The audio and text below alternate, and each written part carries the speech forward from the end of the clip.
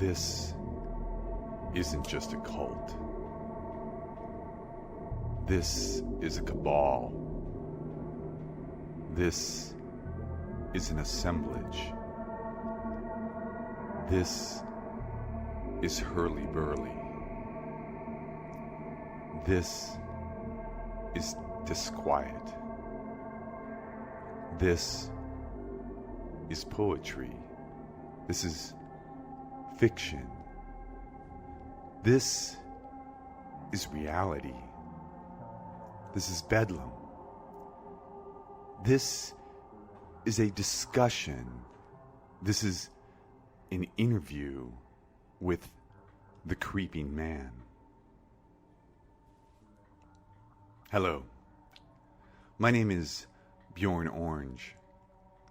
Decades ago, in a 24-hour warehouse grocery store in mid-America, a college town, around 4 a.m., while searching for marzipan and utilizing an underappreciated mobility scooter provided by the 24-hour grocery store, I came upon a pasty, thin, bespectacled, and utterly confused man staring deeply into an end cap display of sugar while wearing what appeared to be off-white thermal long underwear.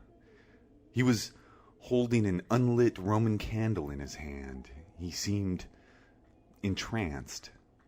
He seemed bemused. He seemed unnecessary of human contact, but yet in need of a certain type of sugar.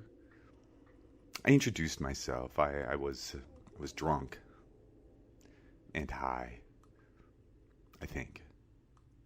I assume. I made a paper airplane from a shelf advertisement offering a 2-for-1 deal on genuine Hawaiian pure cane sugar. The man in the off-white thermal long underwear tracked the path of the flight of the ad hoc paper airplane without any bodily motion other than his eyes. I silently offered him a coconut-flavored, non-fat popsicle from a package that I intended on purchasing but had already opened and was, in fact, at that moment, enjoying myself. He accepted and unwrapped the popsicle carefully, folding the covering into ever smaller squares until he finally reached down and placed the condensed, rudimentary origami package within the lower portion of the thermal underwear, seemingly deep under his ball sack. So that was a thing that happened. Later, maybe 9 years later, after spotting him again, rather surprisingly, in a different city wearing, as was his norm, off-white thermal underwear, and, I guess, running on what looked to be quite watery knees, I began to run with him. I was drunk and high, I think. I assume. I was just trying to make some sort of conversation. I mentioned that I had recently purchased an insonic sampling keyboard from Mark Antoni of Soul Coughing. Mark's a super nice guy, really. At least he was when I met him. Grant Hart, God rest his soul, introduced us after a coughing show in Minneapolis while I was on crutches, having acquired a broken ankle while playing a little basketball with two guys from, well, yeah, I shouldn't talk about that, legal reasons. Anyway, Mark gave me a super good deal on the keyboard. The guy running on watery knees, the guy in the off-white thermal long underwear, he said, and these were the first words I'd ever heard him mutter. He said, I have a drum machine. I have 2 drum machines, a Yamaha and something else. He also said that he had a keyboard that ran on cassettes. I had never heard of such a thing. So, I just looked at him and I said, do you want to start a band? So this guy, who has a name as it turned out, and myself, we formed a band. We called ourselves Squid, but we didn't do a good job of locking that name down, and some other fuckers took the same name. And they did a better job of locking that name down, which actually is to be expected because it's a good name. In fact, there's probably 1,000 bands named Squid, but whatever. Now we release that music as Squid 1969 because it's a good name and we've done a better job of locking that name down. Although it should be mentioned that we completed 2 albums and 1 EP in just a year, and now a long-rumored retrospective does seem to be in the works for a release in late 2019. So, look for that. It's some weird shit. Anyway, now, in the present moment, I am ceaselessly grateful for my air-conditioned room in the sweltering city of Hanoi, where I find myself residing for the moment. And Chris Campbell, the man clad in off-white long underwear, he has reemerged from his exile as a member of this particular art collective, the one that this podcast is about, the one called This Isn't Just a Cult, which is... it's a podcast and it's a band and it's writing. It's an art collective. There's a bunch of people. Anyway, more pointedly for this conversation, Mr. Campbell has become a soundscape artist under the moniker of The Creeping Man. And I recently was able to track him down to discuss a rather prolific period of dark, ambient, and experimental electronic works that he has been posting on Bandcamp. Chopper, as I know him, is a deeply secretive person. But, I was able to record this interview where we discuss his recent creative output over I think it was a ham radio feed delivered through some sort of walkie-talkie, and then I think he processed it through a VPN internet source from some undisclosed location. It was complicated, but here we go. This, I believe, is the first ever interview with the Creeping Man.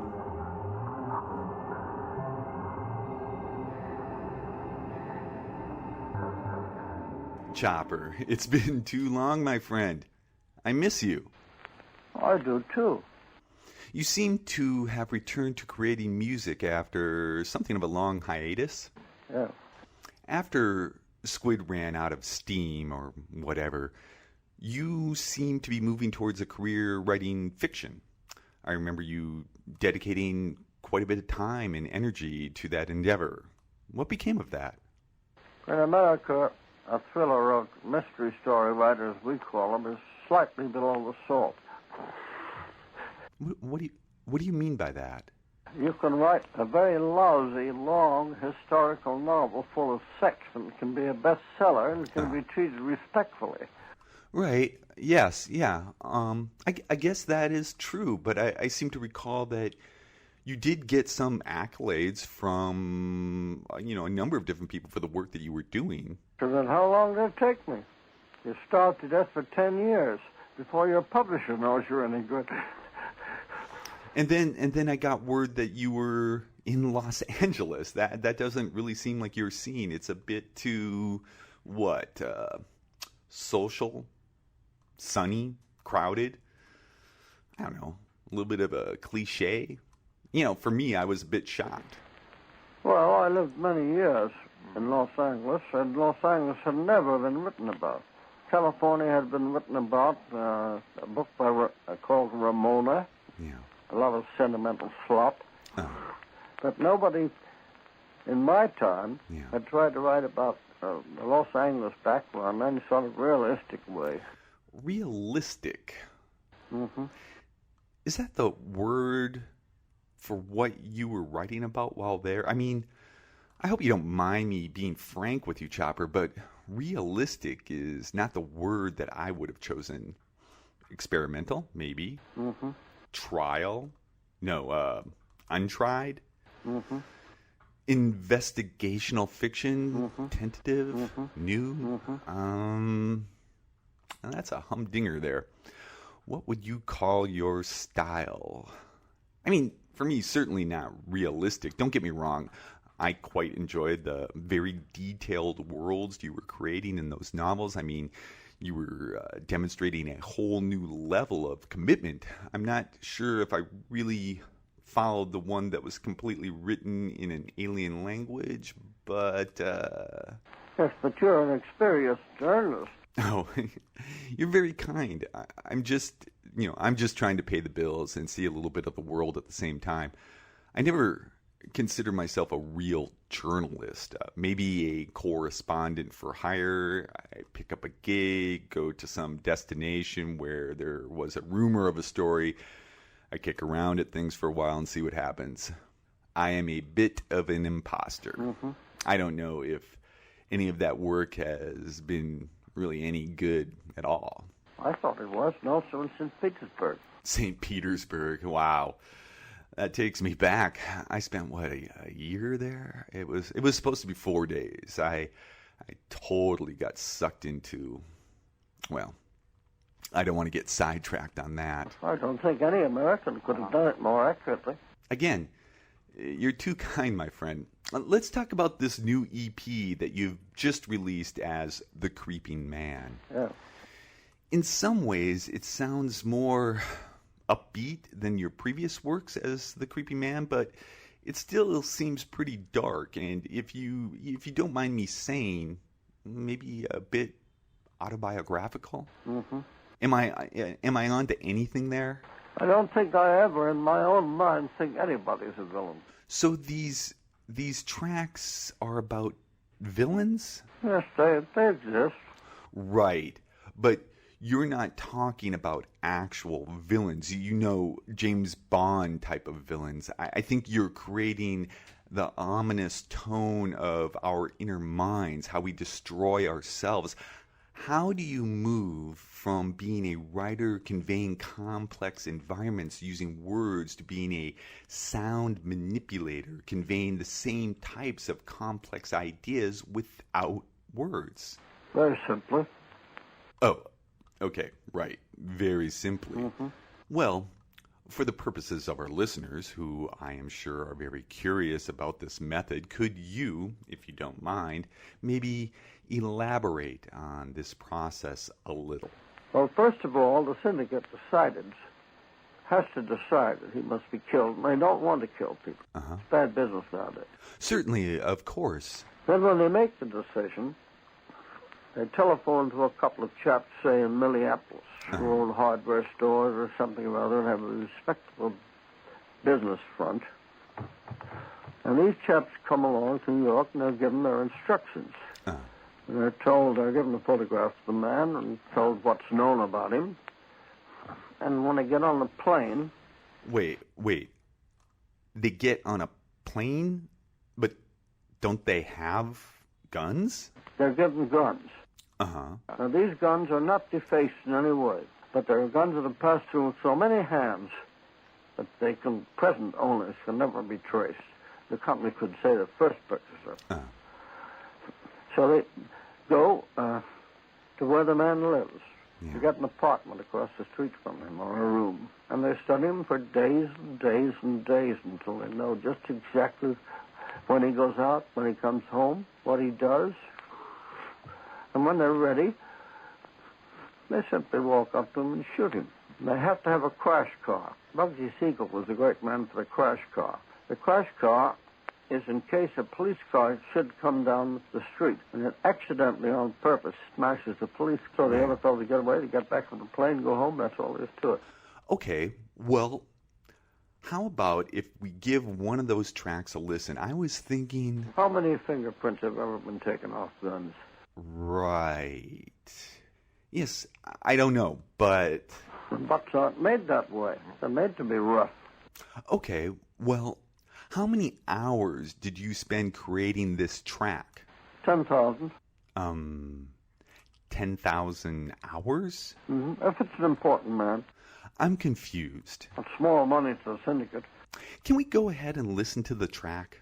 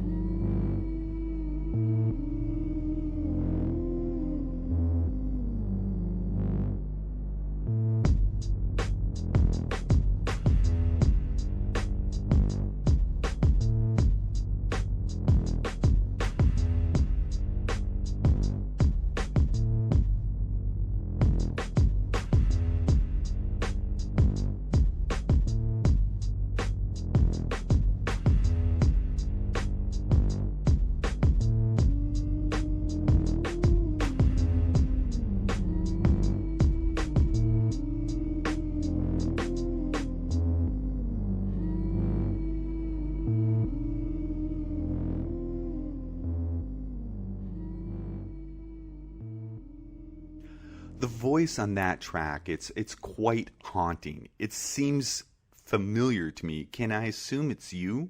Yes. Well, I've known people I'd like to shoot. Okay. Yeah, right. I remember you had that beef with that art gallery dude in London. Who was that guy? No, not in England. Oh. Maybe I'm confusing that with another deal. Why did you want to shoot someone? I just thought they were better dead. So, okay, let me see if I can bring this back to the theme of the music here. This guy, or maybe I should say person, I don't know. Mm-hmm. You didn't seem to like them much. I guess, well, you wanted to shoot them. So, are we talking about a villain? Mm-hmm. This unknown figure? And I'm just trying to wrap my mind about what you're doing conceptually. Are we talking about a sinner like Burt Lancaster in Elmer Gantry? Or are we talking more along the lines of a Robert Mitchum in Cape Fear? You know, a sociopath, a psychopath. It's almost impossible to imagine an absolutely bad man who is not a psychopath. Right, so maybe a full-on De Niro version of Cape Fear. Well, he may have his very human side. He may be very kind to his family, but in his business, illegitimate, he may be quite ruthless.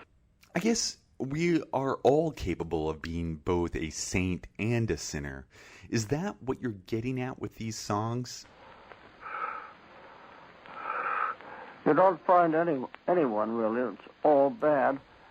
I mean, it's a hit or miss proposition, the title of the album. That track that we just heard, it's called Glass Jaw. Mm-hmm. With what you are saying now about the sliding scale of the human condition depending on the situation at hand, I get that idea. I mean, what comes to mind, and maybe this is because of the album art, which features two old-time pugilists about to throw some blows, is this concept that we are all fighters, capable of entering that dark alley of our souls and jab, kick, pummel, whatever we have to do. Whatever we have to do. I get that idea from the disciplined drum track and those seriously ominous keys. But the, almost gospel-like moan of your vocals, that, to me, shines a light on your, maybe our, vulnerability. Really, everyone, in one way or another, has a glass jaw, right? Yeah. We are all capable of pain, creating it and feeling it. Well, that's all right. A man in his job can't afford tender emotions. Yeah, that's true. Tender emotions can be a sign of weakness. Yeah.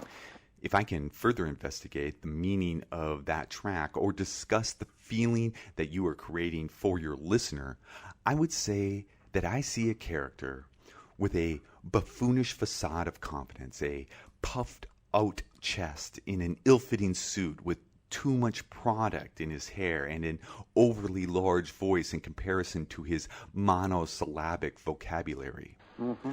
What you have created here is a clown, a joker, a fool. And the fool is a diabolical fool. He knows that he is a grifter, a cheat, a swindler, a charlatan. Mm-hmm. All that seems very evident to me. The thing is, even though I know I really shouldn't feel sorry for him, I do. And I kind of feel guilty about that empathy. I mean, this character, your protagonist, created this madness himself, and he knows it. Mm-hmm. Further, he's the only one who can really do anything about it, and he won't. He's like me. Yeah, I know. Like I said early on, this whole thing seemed like it was quite autobiographical and probably a cry for help. Yeah. Why don't we give a listen to the second track? This one is called Haymaker. Why do you always have to have a torture scene? Because life is suffering, Chopper. It's a series of disappointments stacked on top of each other. We can either focus on this anguish and call it torture, or we can... Chopper, I'm not going down this road again with you. I'm not taking the bait. Do you understand? Just listen to the song, okay?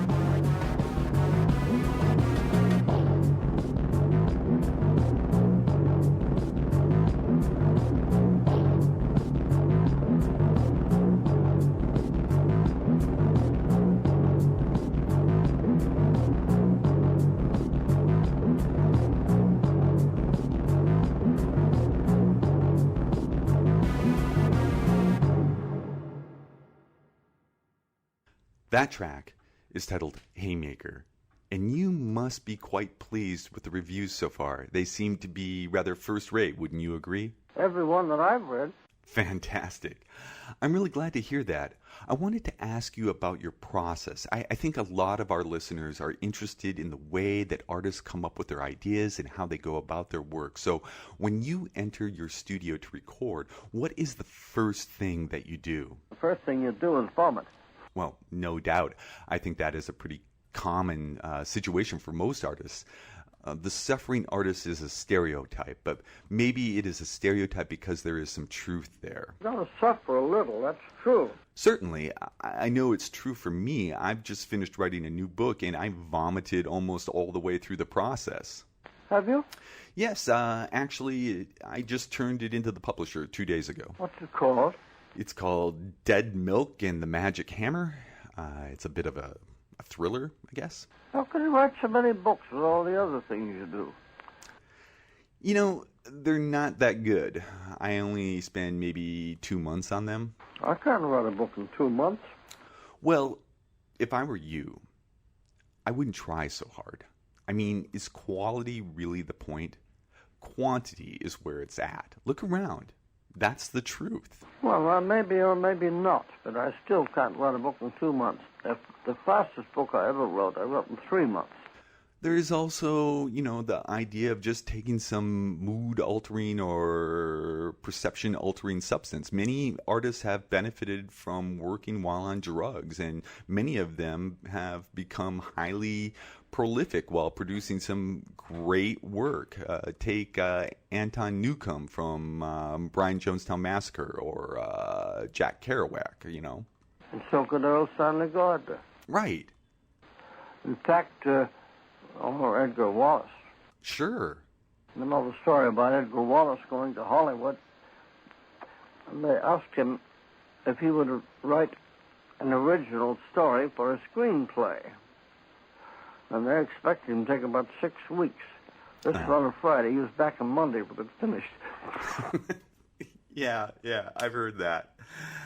I hope he kept the check for the whole 6 weeks. Okay, I have my assumptions, but I should do some forthright journalism here. Have you ever written music or prose while under the influence? Oh, not deliberately, but if so, it just happened. Well, musically at least, you have been very prolific over the past 18 months or so with the Creeping Man project. What is it? It seems like 1, 2, 3, 4, maybe 5 releases are available on Bandcamp right now. You seem to have taken a gamble there in going outside of your normal comfort zone of sloth-like creativity.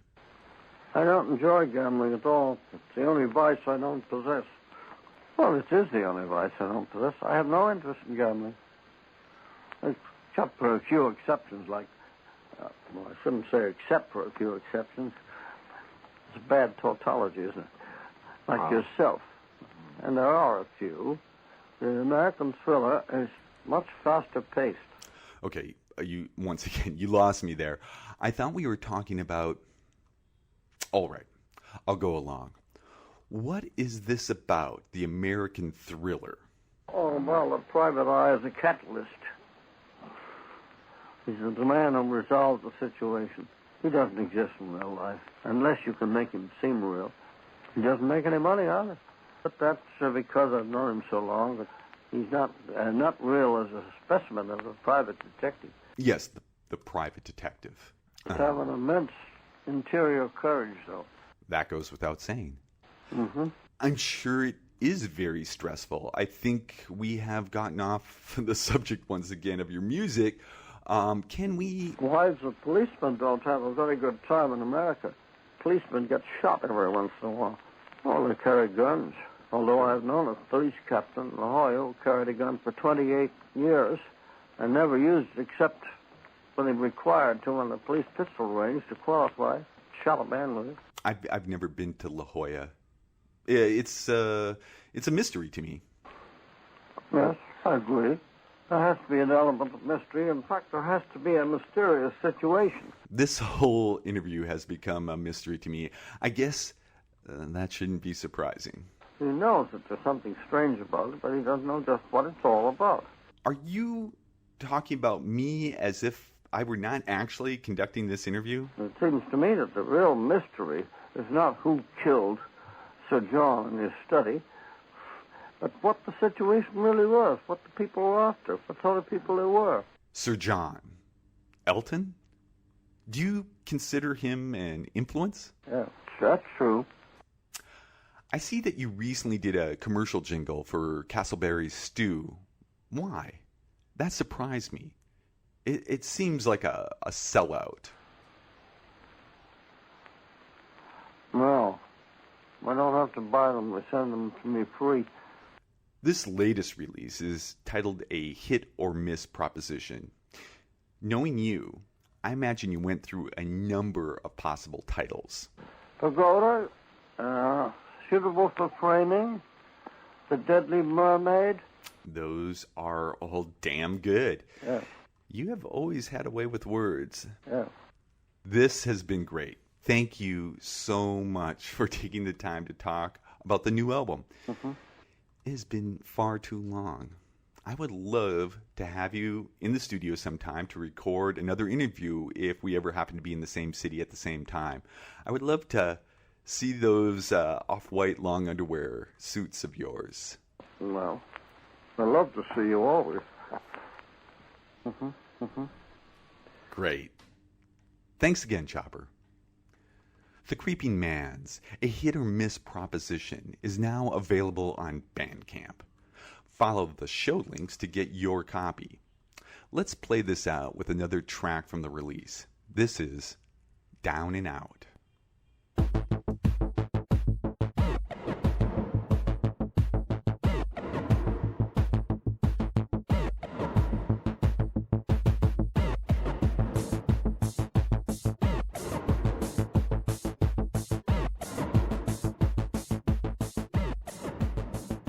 You have been listening to This Isn't Just a Cult, a work of real fiction. This episode was written by myself, Bjor6n Oranj, and Raymond Chandler. Voice performance and production for this episode was by Bjor6n Oranj. Featured music in this episode included, in order of appearance, The Complete Handbook of Oppositional Defiant Disorder, Glass Jaw, Haymaker, and Down and Out. All tracks are by The Creeping Man and are available at Bandcamp. Check out our show links for more information. The Creeping Man is Chris Campbell, and he is a member of This Isn't Just a Cult. You can learn more about this art collective, the band, and the podcast at thisisn'tjustacult.com. Music from our constellation of artists can be found at Bandcamp, Spotify, Deezer, iTunes, SoundCloud, Google Play, and just about any other place you get your listening pleasures. This Isn't Just a Cult is a production of Higgins Turner Higgins, LLC. Subscribing and reviews are greatly appreciated. You can support this podcast at thisisn'tjustacult.com under the podcast tab. If you have been listening to this odd little podcast and have a thought or two, we would love to hear from you. Send us an email through our website or at thisisn'tjustacult@gmail.com. As always, thank you for listening.